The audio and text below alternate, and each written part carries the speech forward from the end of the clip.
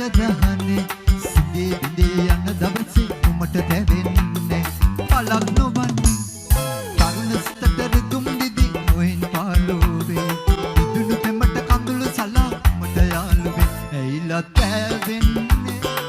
සිනාවේ යන්නේ තරුණ සිතට රිදුම් දිදි නොහෙන් පාලුවේ විදුණු පෙමට කඳුළු සලා උමට යාළුවේ ඇයිලා